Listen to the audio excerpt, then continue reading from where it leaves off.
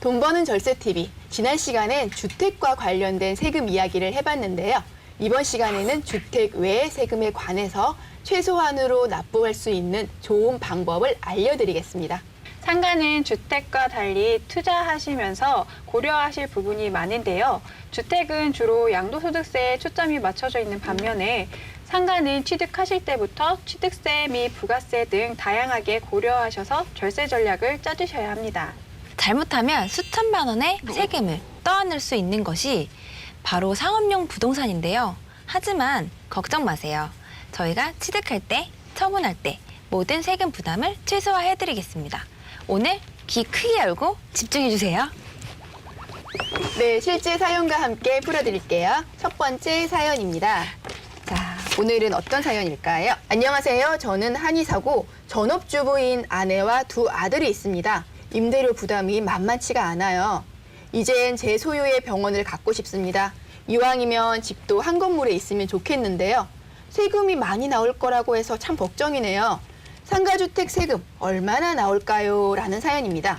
네, 우선 매입할 때부터 하나씩 정리를 할 필요가 있겠는데요. 보통 우리가 토지와 건물을 구입을 하시게 되면 매매계약서에 합산해서 금액을 적지 이걸 구분을 하지는 않잖아요. 네, 그렇죠.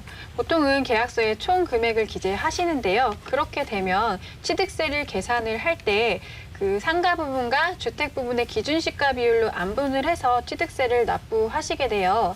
그런데 이제 주택은 얼마, 상가는 얼마 이렇게 공급가액이 구분이 돼 있다면 여기에 각각 세율을 곱해서 취득세를 부과하게 되죠.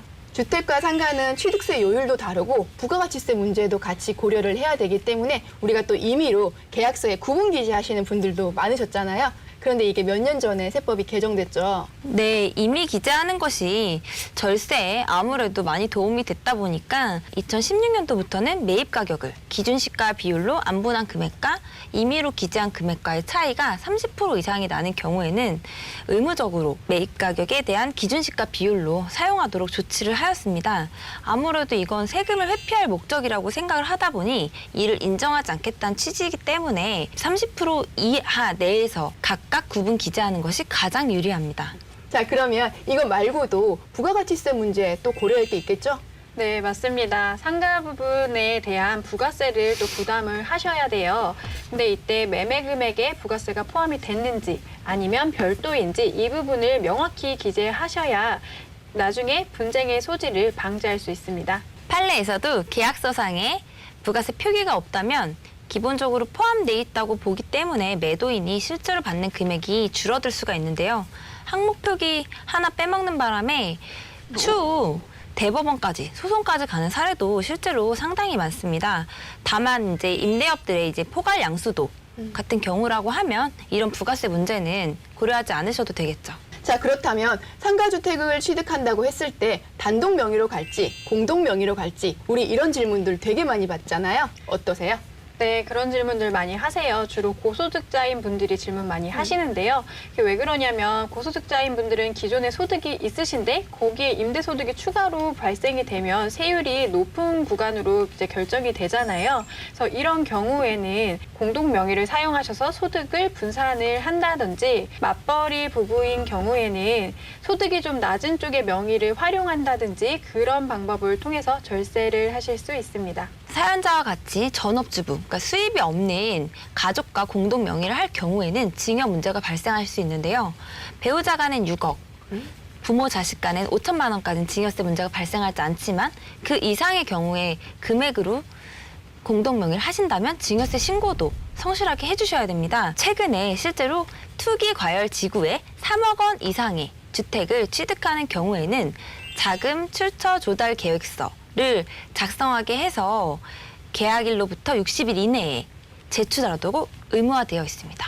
네, 요즘은 주택도 그렇고 건물도 그렇고 매입할 때 구청에다가 어떤 식으로 자금을 갖고 오는지 계획서를 작성을 하게끔 하잖아요. 돈을 어디서 갖고 왔는지 애매하다. 그러면 구청에서부터 아예 이거를 증여로 만들어 버려가지고 세무서보다 훨씬 더 까다로운 것 같아요. 자, 이제 공동 명의를 할 때는 지금 말씀하신 것처럼 증여 문제가 같이 이어질 수 있기 때문에 좀 검토를 많이 해보셔야 될 것 같고요. 그렇다면 공동 명의를 할 때 비율을 어떻게 할지 고민을 한다면 추가로 함께 고려해야 할 게 있잖아요. 네, 있어요. 소득이 없는 배우자가 사업자가 따로 생긴다면 건강보험료가 추가로 따로 부과가 됩니다. 보통 이제 소득이 없는 배우자분은 남편 명의의 직장가입자의 피부양자로 등재가 돼 있잖아요. 사업자가 따로 생기고 소득이 생기면 피부양자에서 떨어져 나와 따로 건강보험을 납부를 하셔야 합니다. 임대소득이 클수록 건강보험도 함께 올라간다는 점 주의하시고 결정하셔야겠습니다. 취득이라든지 보유할 때 말고 양도할 때 세금도 궁금해 하실 것 같은데요. 특히나 상가주택은 면적을 가지고 함께 계산을 하게 됩니다. 주택 면적이 상가 면적보다 더 크면 전부를 주택으로 보고 상가 면적하고 주택 면적을 비교해서 상가가 더 크면 상가는 상가로 보고 주택은 주택으로 보겠죠. 여기서 1세대 1주택자라면 주택 면적을 상가 면적보다 크게 하면 비과세 혜택을 받을 수 있게 되겠죠. 네, 지금 매입할 때 말고 상가를 구옥을 사서 헐고 상가주택을 지으시는 분들 요즘 많으시잖아요. 네. 신축할 때 주의해야 될 부분, 개정된 부분이 하나 있죠. 네, 개정된 부분이 있어요.